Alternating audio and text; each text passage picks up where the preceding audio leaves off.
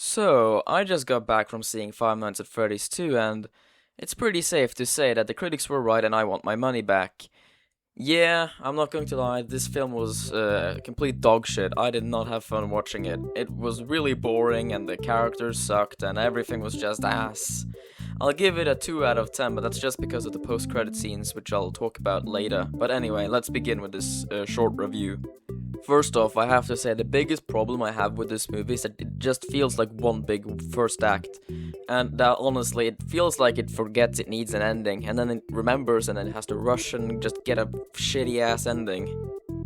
Now, I went into this movie already knowing the bad critic review scores, so there was a part of me that was watching this movie thinking like, it can't be that bad, but it ended up being that bad. First off, it takes forever to actually get to the new pizzeria, and by new I mean the original one, which doesn't even make sense. Why would they start out with the toy animatronics? Now I'm gonna geek out a little bit here, but I thought the idea of having the Wizards not be the originals was a fucking terrible idea. They should have just made the Wizards the original ones. That really hurt a piece of my soul. But yeah, it takes forever for them to get to the pizzeria. The pacing is terrible in this movie, I have to say. Anyway, speaking of the animatronics, the things that I do like are how the animatronics look. I think they look straight out of the games. They look perfect, I really like them. That's about it. I think Toy Chica got a little bit too much attention. They definitely wanted Megan Fox to get her paycheck, because Toy Chica is in this movie a lot. Like, she's basically the main animatronic of this movie, which I'm pretty sure the Gooners love, but for me it was kinda boring. Anyway, now on to specific parts of the movie. The opening scene I thought was alright. I think it was pretty cool that we actually get to see William try and kill one of the children. I thought that was nice, but then he ends up killing Charlotte. And the way she dies is just fucking terrible. She walks out on the stage and then she screams, and then we see that she was stabbed, and honestly, I thought it was really bad. Like, why couldn't they just adapt how she dies in the games? That was such fucking terrible, man.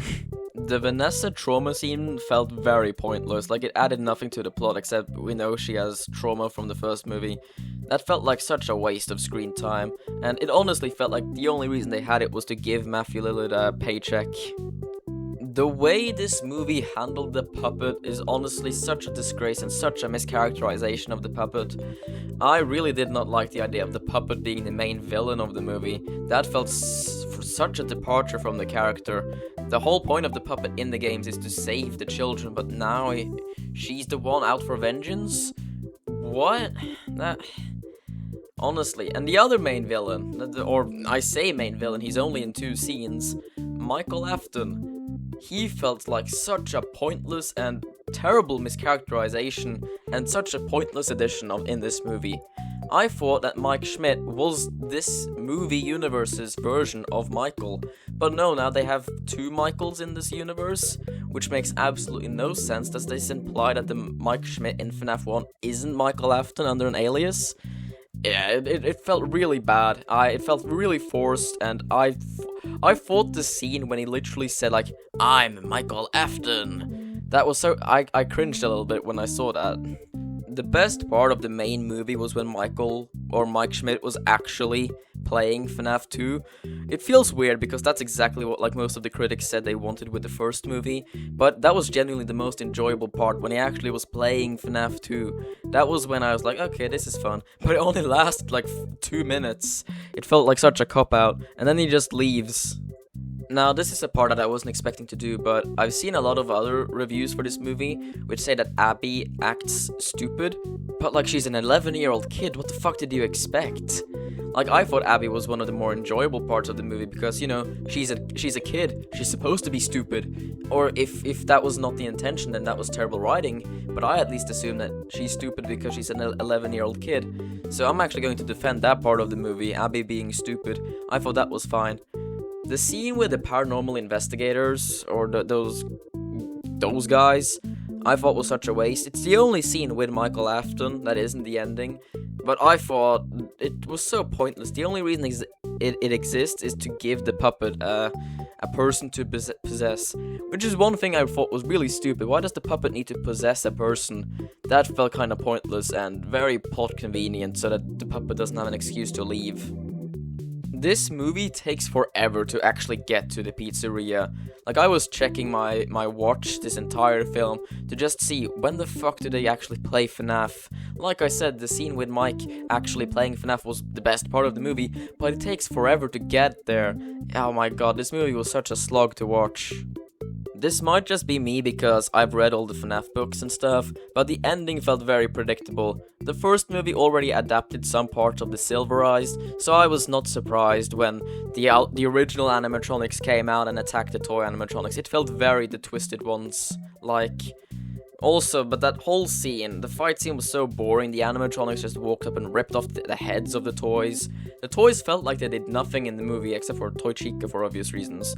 But like the other toys, they did basically nothing. And so their death felt kind of unearned. It just felt like, oh, they're gone, but they didn't do anything in the first place. And the FNAF 1 animatronics appearing felt, well, I didn't mind seeing them, but felt kind of pointless.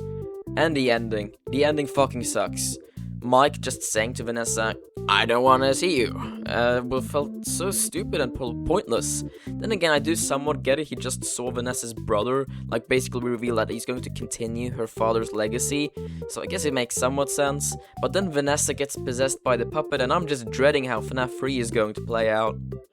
Like I said in the beginning, I'm giving this movie a 2 out of 10, but that's only because of the post-credit scenes. The part where they discover Springtrap and they actually say the line, "I found one, a real one," that made me smile. I really wish that FNAF 3 can just be a straight FNAF 3 adaptation, but I know they're going to force this fucking puppet plot onto us. The other post-credit scene, which isn't really a post-credit scene, is the audio log from Henry, which also, Henry was in one scene in the movie and did fucking nothing except give Mike the music box. So I really hope he does something more in FNAF 3, but I'm not really interested in the puppet plot. I really just want to see a straight adaptation of FNAF 6. That's all I want.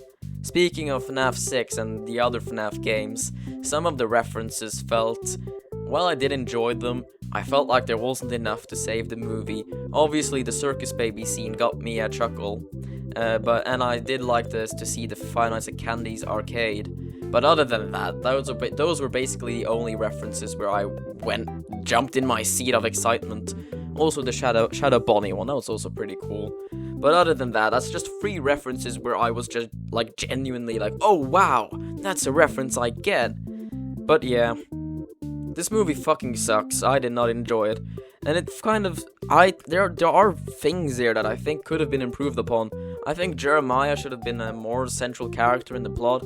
I think they should have gotten rid of a bunch of scenes and actually gotten to the location a little bit faster. And I think they should have just really adapted The Twisted Ones. The Twisted Ones is a really good book, and I think if they just straight up adapted that one, it would have been so much better. Having Charlie be the main villain was honestly a mistake. They should have had, like, if you have to include Michael Afton, make him the main villain and make Charlie some sort of twist good guy. That would have been cool, but they didn't. Instead, we just got this straight ass. I'm kind of dreading FNAF 3, but I do have some semblance of hope. No, I don't. I'm just coping again.